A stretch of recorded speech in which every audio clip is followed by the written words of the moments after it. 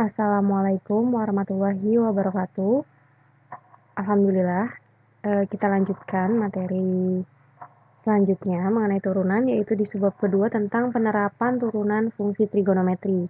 Adapun materi yang akan dibahas pada penerapan turunan fungsi trigonometri ini terbagi menjadi 5.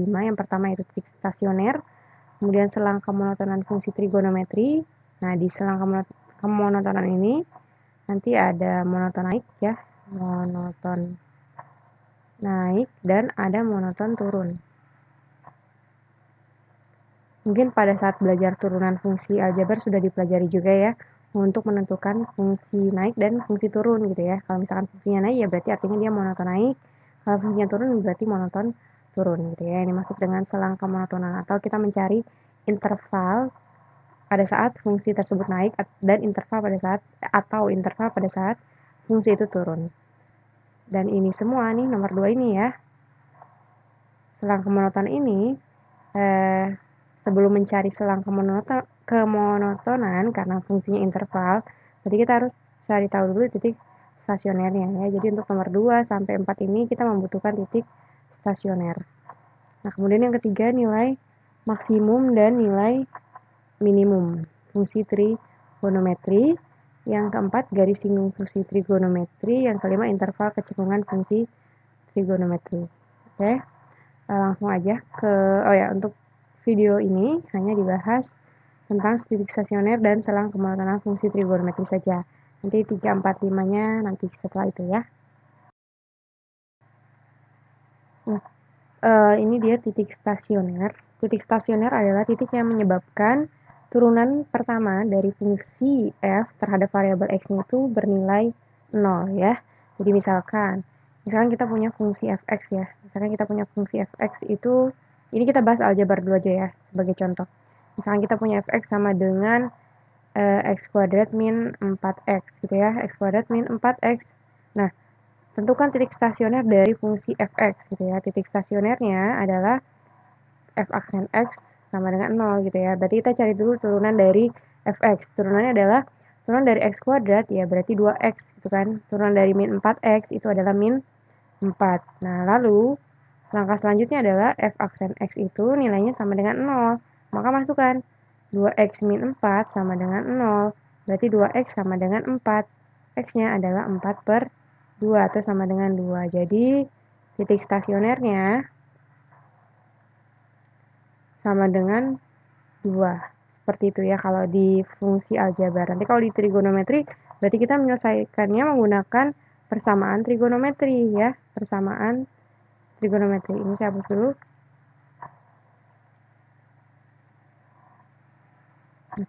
Nanti ini kita selesaikan dengan persamaan trigonometri. Jadi nanti anak-anak lihat dulu materi kelas 11 ya. Ini materi kelas 11 semester 1. Bab 1 gitu ya. Kelas 11 bab 1. Nanti dilihat materi kelas 11-nya bab 1 tentang persamaan trigonometri itu kan ada rumusnya. Ada untuk sin, ada untuk cos, dan ada untuk tan gitu ya. Patokannya sin, cos, dan tan. Langsung aja karena titik stasioner itu hanya menentukan titik saja, maka pada video ini akan dibahas juga tentang selang kemonotonan fungsi. Selang kemonotonan fungsi trigonometri. Nah, di sini misalkan fungsi fx kontinu pada interval A, B dan f aksen x adalah turunan pertama fungsi fx. Maka jika f aksen x-nya lebih dari 0 atau turunannya lebih dari, maka fungsi f dikatakan naik ya. Lebih dari itu sama dengan naik ya. Kalau lebih dari sama dengan naik. Kalau f aksen x kurang dari 0, fungsi f dikatakan turun, atau kurang dari, atau gini deh, lebih dari 0 berarti positif ya.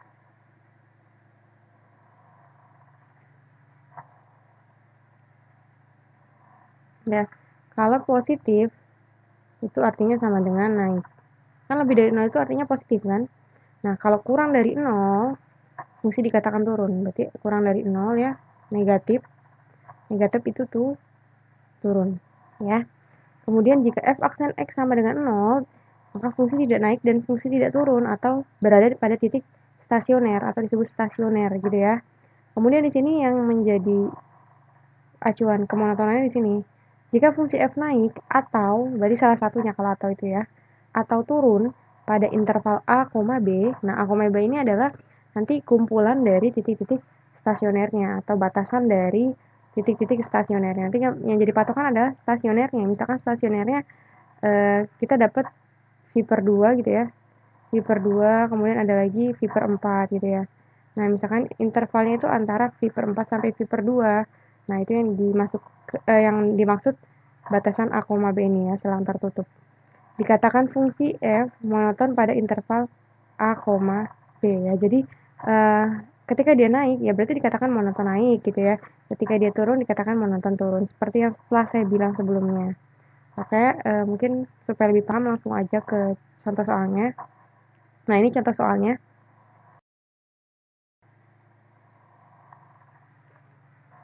Tentukan titik stasioner dari fx sama dengan sin 2x pada interval 0 derajat kurang dari sama dengan x kurang dari sama dengan 360 derajat. Nih, lihat ya. Di sini udah ada batasannya. Dan tadi kan sudah saya bilang ya, untuk mencari titik stasioner kita gunakan persamaan trigono. Persamaan trigono. Berarti dari sini kita punya fx ya. Fx itu adalah sin 2x. Maka f aksen x sama dengan, nah, turunan dari sin 2x. Kayak kemarin ya, turunannya adalah di sini aja deh. Oh iya, boleh di sini. Nih, turunan dari ini dulu ya kan. Fungsi sudutnya dulu kita turunin. Turunan dari 2x adalah 2. Turunan dari sin adalah cos ya. Cos apa? Cos sudutnya. Cos 2x ya. Titik stasioner itu didapat ketika f aksen x sama dengan 0. Sini aja ya, saya lanjutkan. F aksen x sama dengan 0. Berarti artinya di sini 2 ya. 2 cos 2x sama dengan 0. Sorry. Nah, 2-nya pindah. Berarti kan cos 2x sama dengan 0 per 2 gitu ya. 0 per 2 atau 0. Kan 0 bagi 2 ya 0 gitu kan. Nah, sekarang kita cari. Nah, di tabel trigonometri nilai cos gitu ya. Cos berapa yang hasilnya 0? 0 di sini. Oh, ternyata cos 90 derajat ya. Cos 90 derajat. Karena di sini pakainya derajat, berarti kita juga satuannya pakai derajat di sini. Bukan pakai radian. Berarti cos 2x sama dengan cos 90 derajat. Nah, berarti dari sini masukkan. Dari sini kita berarti punya 2. Cos itu ada 2 kan? Rumusnya yang pertama adalah 2x atau si A-nya ini sama dengan 90 derajat yang di ruas kanan 90 derajat ditambah K dikali 360 derajat. Nah, kemudian yang kedua 2x sama dengan yang ini positif, yang ini negatif ya. Jadi kalau cos itu ada 2, positif dan negatif.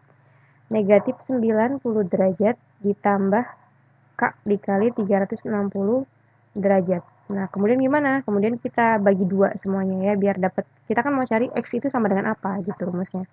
Berarti yang ini kita bagi 2 semuanya. Seret gitu ya, dibagi 2. 2x bagi 2 ya? 90 bagi 2 berarti 45 derajat ditambah K dikali 180 derajat. Yang ini pun sama. Dibagi 2. Berarti X sama dengan min 45 derajat ditambah K dikali 180 derajat. Ya, jadi kita udah dapat nih 2 rumus ya untuk persamaan cos ini. Yang pertama X sama dengan 45 derajat ditambah K dikali 180. Yang kedua X sama dengan min 45 derajat ditambah K dikali 180. Saya lanjutkan di sini ya. Untuk menentukan K-nya sekarang. K-nya kita masukkan. Untuk yang pertama, untuk X, untuk yang pertama, rumus yang pertama dulu ya. X sama dengan 45 derajat ditambah K dikali 180 derajat. Kita masukkan untuk K sama dengan 0, maka kita dapatkan X sama dengan 45 derajat ya, karena ini K-nya 0. 0 kali 180 ya 0 gitu kan. 0 tambah 45 ya 45. Kemudian K sama dengan 1, X-nya sama dengan 45 derajat ditambah 1 dikali 180. K-nya 1 ya. 1 kali 180 ya 180. Berarti X-nya sama dengan 18 tambah 45. 0 tambah 5, 5. 8 tambah 4, 12. Berarti 225 derajat. Ya. Kemudian K sama dengan 2. K sama dengan 2 itu udah pasti lebih. Kenapa lebih? Karena ini 2. 2 kali 180 kan 360. 360 tambah 45 itu udah kelebihan. Seharusnya nggak usah dicari gitu loh. Kita udah tahu kalau dia pasti lebih dari 360. Karena batasannya kan cuma sampai 360. X sama dengan 45 tambah 360. Nggak apa-apa kita tulis aja ya. Berarti sama dengan 400 ya. 405 derajat. Ya kan ya? 6 tambah 5. Oh ya, sorry. Iya betul. 405 derajat. Nah, karena udah lebih, udah stop. Sekarang kita cari untuk rumus yang kedua. Ya, sekarang rumus yang kedua. Untuk X sama dengan min 45 derajat ditambah K dikali 180 derajat. Untuk K sama dengan 0, maka X-nya adalah negatif 45 derajat. Untuk K sama dengan 1, X sama dengan negatif 45 ditambah 180 derajat ya. 1 kali 180 adalah 180. Maka di sini tinggal kita kurangi. 10 ambil 5, 5. 7 ambil 4, 3. 135 derajat. Untuk K sama dengan 2, kita bisa cari. X sama dengan min 45 derajat ditambah 2 kali 180, yaitu 360 derajat. Sama dengan 10 ambil 5, 5. 5 ambil 4, 9.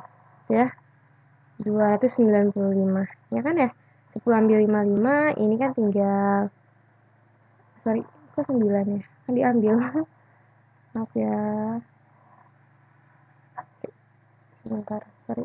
Nah, 10 ambil 5, 5. Yang ini sisa 5 ambil 4 itu 1. Nah, 215 derajat. Untuk K sama dengan 3 itu udah pasti lebih. Karena di sini kan lebih dari 360. Ya kan? Kan ini aja udah 360. Ini kan dikurangi 45 215. Nah, yang K sama dengan 3 itu tinggal ditambah 180 sebenarnya. Ketika ditambah 180 itu udah pasti lebih dari 360. Ini kan 135 ke 215 itu tinggal ditambah 180. Kayak gitu ya. Tinggal dikali kelipatan belakangnya aja. Ini untuk K sama dengan 3 jadi nggak perlu dicari. Nah, dari sini kita udah dapat nih titik stasioner yang mana aja. Yang merupakan interval dari 0 sampai 360 derajat. Berarti yang ini ya. 45 kan berada di interval 0 sampai 360. Kemudian ini, X lupa ditulis ya. Nah.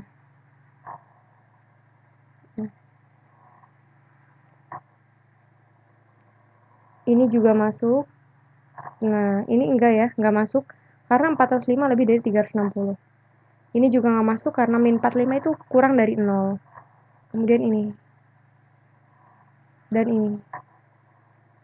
Ya. Jadi, titik stasionernya adalah X sama dengan, urutkan dari yang terkecil dulu, berarti 45 derajat. Ya kan? Kemudian 135 derajat. Kemudian 215 derajat. Kemudian 225 derajat. Oke, itu dia. Ini dari titik stasioner ada 4. Paham ya sampai di sini? Oke, sebentar, ini ada yang salah. Ini seharusnya 3. Maaf, ini 3. Ya, jadi ini harusnya 315, bukan 215 ya. Tapi 315. Jadi 45, 135, 225 dan 315. Oke, maaf ya tadi ada salah hitung. Oke, langsung ke contoh yang kedua.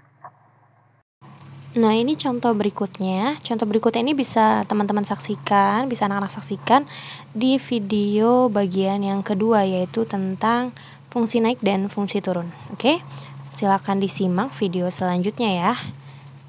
Sampai di sini dulu. Wassalamualaikum warahmatullahi wabarakatuh. Jangan lupa untuk disimak di video berikutnya.